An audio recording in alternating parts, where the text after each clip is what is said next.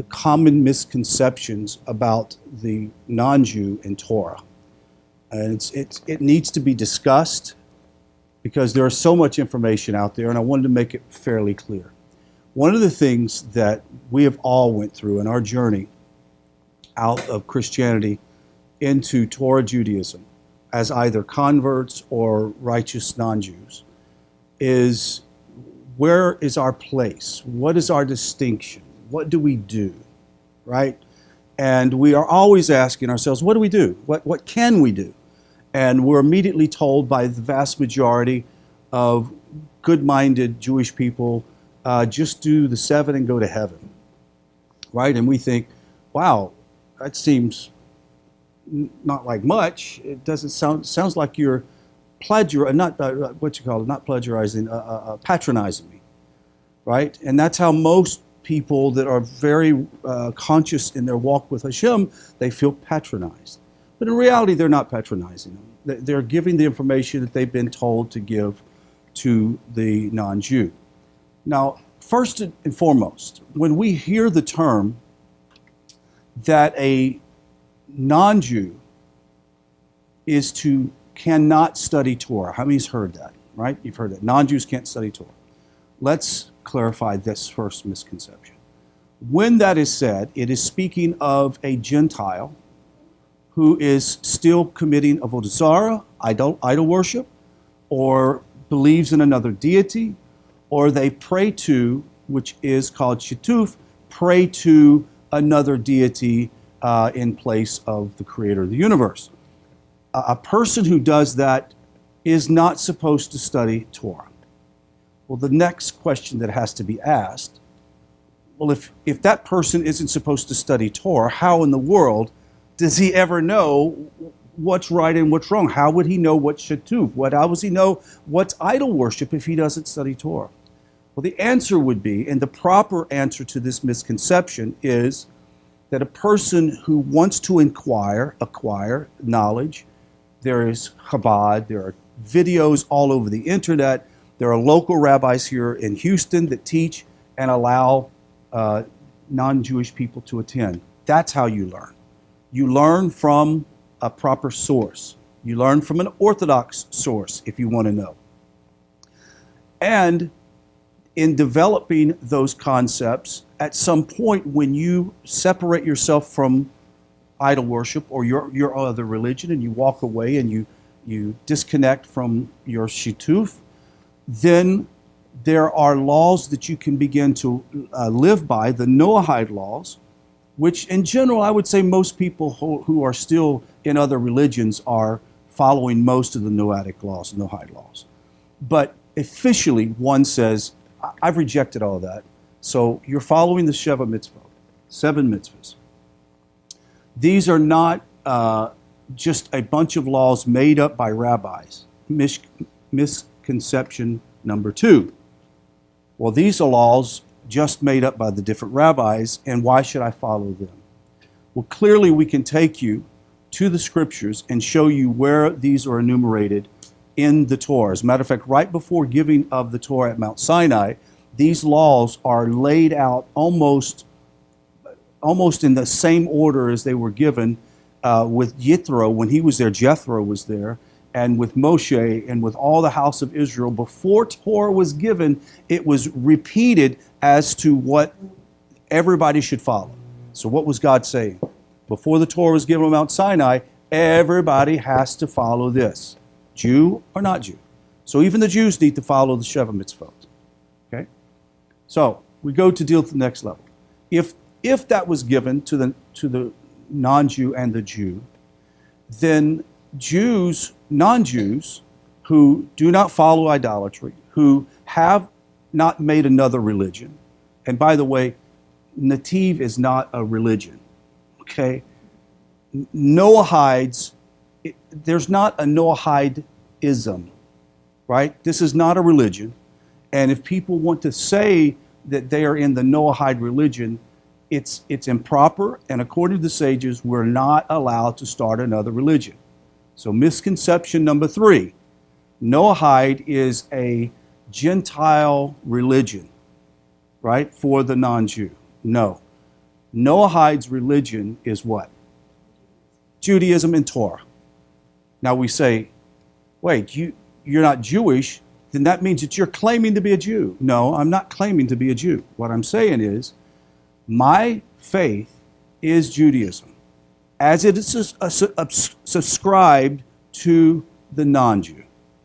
So we live our lives according to Jewish law and traditions that are prescribed to us from the Torah.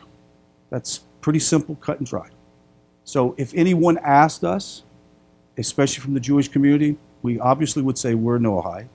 I would think most people out in the world of non-Jews wouldn't even know what a Noahide is, okay? So it's kind of odd trying to explain it, but sometimes it's easier to say, my religion's Jewish, but I'm not Jewish. So you can say that, if you're not Jewish. The next item. Then if I can study Torah, what parts of the Torah can I study? The misconception number 4 is I cannot study anything but the 7 mitzvahs. Okay? Sounds a little plagiarizing again, but really in reality, you're going to find out there's a whole lot to the Sheva mitzvot than the first thought. It would be like telling a Jewish person, you only need to study the 10 commandments. Right? That's ridiculous. They have 613 commandments, but not all of those commandments apply to them. So I want to deal with this misconception is that I can only study the 7. How does a righteous non-Jew who've rejected idolatry and shittuv, how do we know, for example, what it is to not murder? From the Torah. We're not going to get it from the list, don't murder. We have to get it from the Torah that's enumerated in so many different places of what kind of murder, what's murder, what if you unintentionally kill someone. Not only that, but the Talmud deals with what to do for a person who unintentionally murders someone. You go to a city of refuge. Well, Maimonides clarifies it even more and says that the righteous non-Jew or the Ger Toshav also should go to the city of refuge. So there are laws that on the surface doesn't seem to be mentioning non-Jews or the Ger Toshav, but by default, that's how you know what you're supposed to do.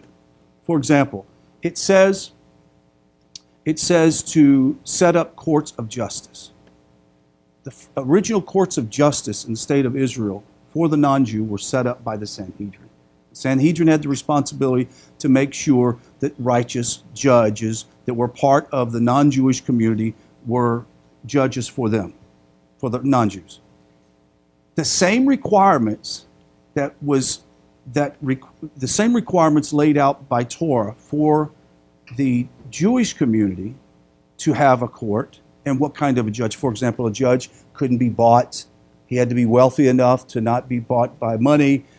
He couldn't show favoritism. I mean, there's a whole list of laws. That's exactly the same kind of laws that we're supposed to follow, even though it doesn't say, now these laws apply to the Jew and to the non-Jew.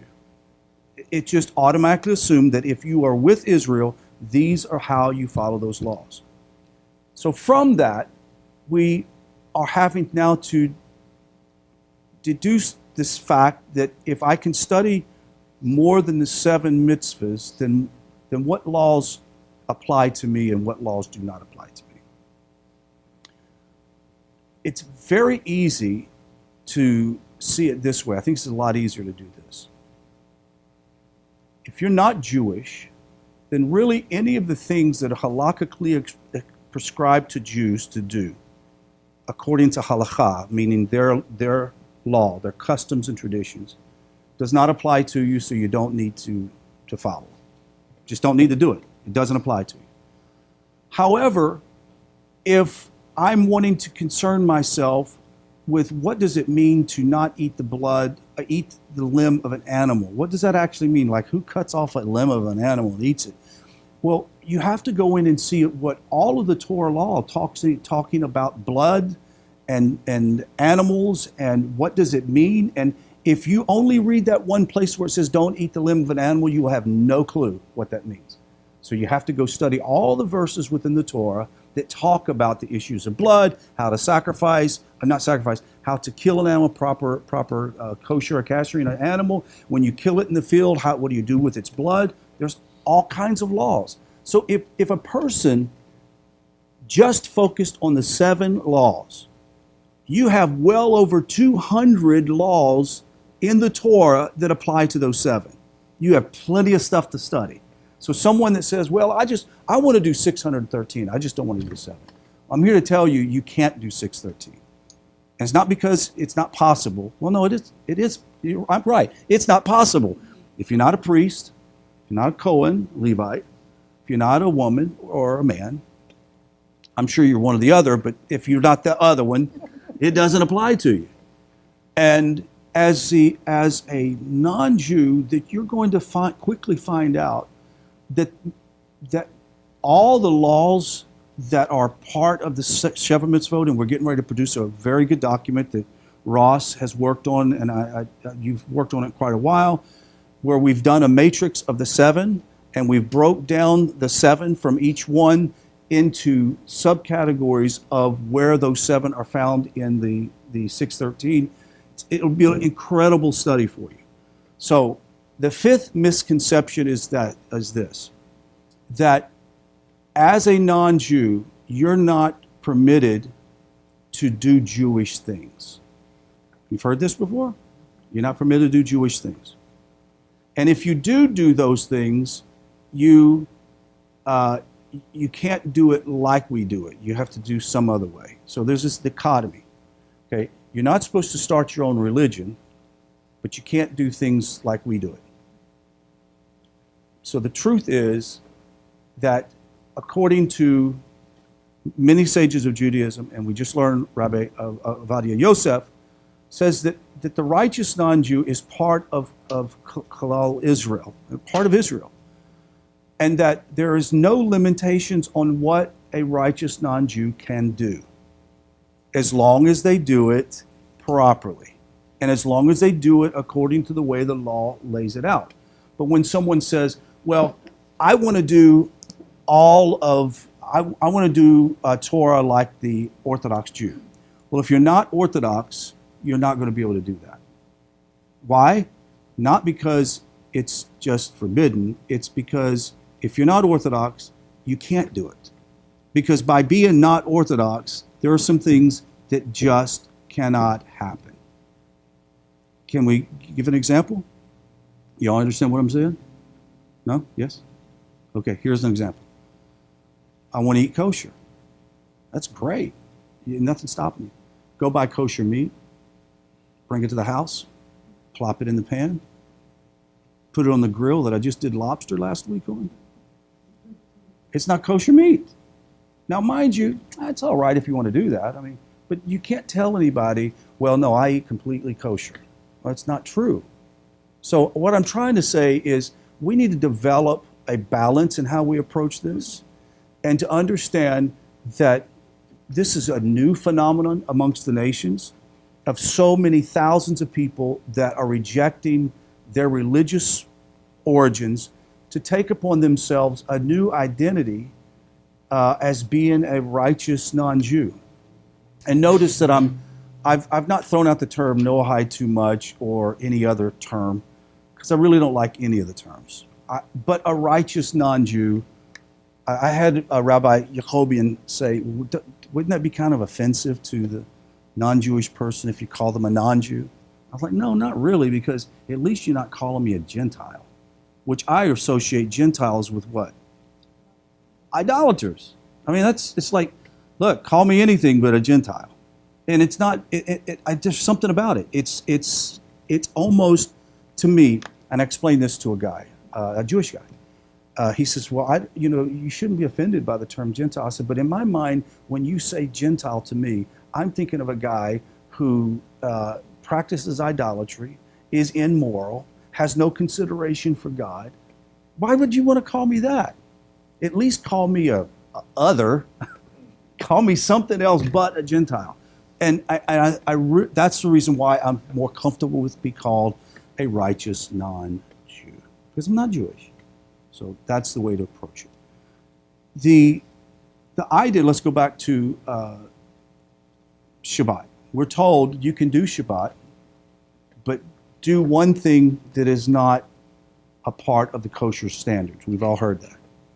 But in reality, I would say the majority of people who try to do Shabbat do that on a regular basis without trying. Right? I mean, if you look at the halakha on Shabbat for an Orthodox Jew in the 39 melachot, my goodness, how could you, you're going to violate it some way or another. So if you think it's that difficult and someone's speaking down to you by telling you, I'll just do one thing wrong, get over your ego. And I'm going to tell you right now, let's deal with this.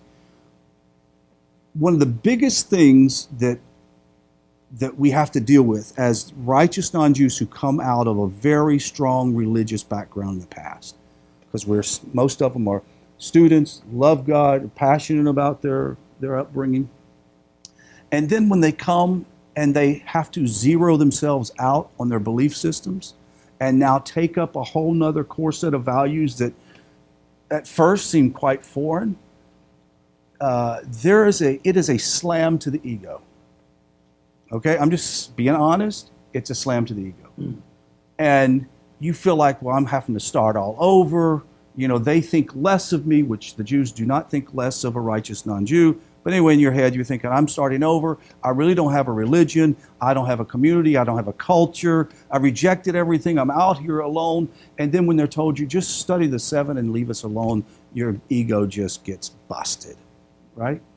See, I didn't, and I know you the same way. I didn't come into this thing because I wanted to be a Jew or wear a kippah or wear tzitzit. I came in this thing because I love God and I love His Torah. So if they told me, just go away, leave us alone, which they've not done that, okay? The Jewish community has been fantastic. But let's just say, go away, your pains in the tuchus. I would go, I don't care, because I'm not in this for your approval. I'm in this because I want Hashem's approval. That's why I do this. And I'm going to tell you, that's why the Jewish community in Houston has been so welcoming and so warm to this community.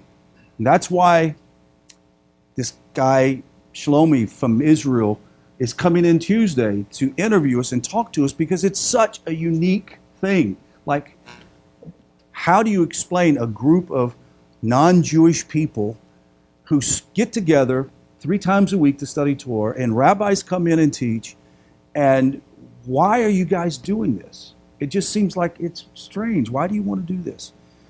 What they don't understand is we truly love God and we love the Torah. And that's just what it's all about. So this misconception number 6 is we're only doing this to be Jewish. I'm sorry, Judaism is fantastic, don't get me wrong, but I'm doing this because I love God. And anybody that wants to claim that this Noahide thing that's going on in the world is nothing more than a clever disguise that Christians are trying to pull off to make another religion is absolutely a lie. And let me say this. No Christian would accept the Noahide laws because you have to reject Yashka. They would never accept the Noahide laws, even though technically the Noahide laws are prescribed to them in Acts. I can't remember, Acts chapter 15. And they don't even realize that. So the whole point is this whole idea is that the Torah is given to all the people or just the Jewish people. Misconception number 7. Okay? Was the Torah only given to the Jewish people, or was it given to the world as well? So let's describe what this is like. Who first has the prime directive to follow Torah and to live by it and teach it to the nations? The Jews. It wasn't given to the Gentiles for that reason. But at the same time, how does a non-Jew or a Gentile draw close to Hashem unless he hears the truth from the Torah. He's not. He's going to flounder around the world. So he has to hear it. So the idea that the Torah belongs to everybody is not in a possessive sense. What I mean by that is this.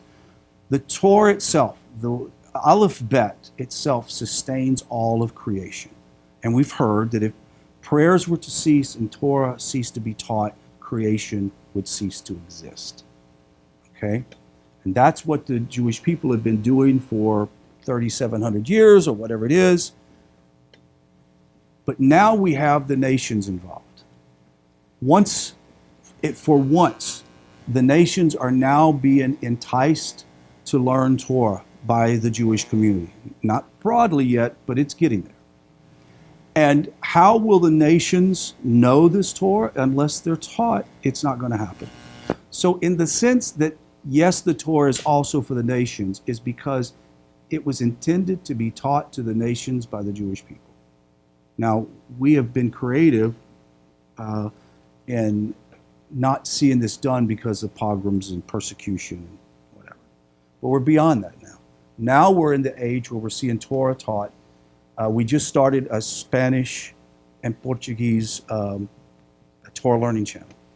And there are hundreds of hours of videos from Orthodox rabbis who speak Portuguese or Spanish, and most of them are dealing with the Noahide and teaching, which is incredible.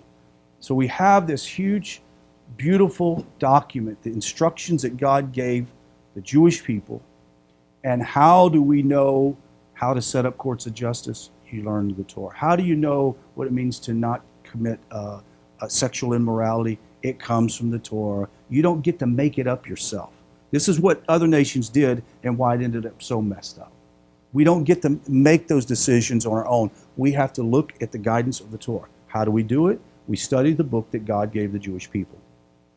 But when I say the Torah was given to the Jewish people, it was given to them, but it's also for the non-Jew. Why? To learn and to grow. Now, with that all being said, I would like to wrap it up by this. When you're new and you come to study Torah, and this is for most of the people that will hear this video and not from here. But when you're new and you come to study Torah, you're going to struggle a lot on when should you let go of one thing. You can fill in the blank. When should I let go of this? How do I deal with this guy? You understand what I'm saying? And family. What do I do? I had one call last week. What do I make an official announcement at the church that I attend? Right? I say, chill out. Take a chill pill. Don't stress yourself out of this stuff. Number one, you don't owe anybody an explanation. Okay? Number two, I don't think your family, you need to tell your family. You need to slip out, do what you got to do, and keep it on the low until your family realizes, okay, something's a little different, but they're the same person I've always known, right? They didn't grow another eye. So they seem to be okay. So just take a chill pill. Don't try to figure it all out. Like, for example, I've heard people say, well, what do I do with the whole concept of JC? I tell them, study Torah. Don't worry about that. Study Torah. It'll fix itself. I guarantee you it will fix itself. Because you cannot watch 2 or 3 years of Rav Gordon's lectures on the Torah and Tanya and not come up with the idea that that is something I should not believe. I mean, you're going to know right off the bat. And it's not because he's doing classes on telling you why you should not believe in JC. It's just you realize the law of God, the beauty of Hashem, far outshines anything to do with a man who you think would save you. If we follow the Torah, then all the things that you're struggling with will slowly go away. Seek advice. Find a rabbi. You need to find a rabbi somewhere that will talk to you. If you can't find a rabbi, there are plenty of us in this community for you to talk to, somebody to reach out on Facebook, etc. And that is the way that you end up growing spiritually. But I'm just going to ask you, Focus on solely studying the Parsha for as many years as you can. Don't try to grab Talmud and tractates of Midrash, etc. Study the 5 books of Moses and the commentaries of Rashi. I'm telling you, it's going to change your life. That's all you need to do. And quit trying to figure out things to do. Just study. Everything else will come to you. That concludes the lecture on the common misconceptions of the non-Jew in Torah. And now we can get into questions and answers or comments.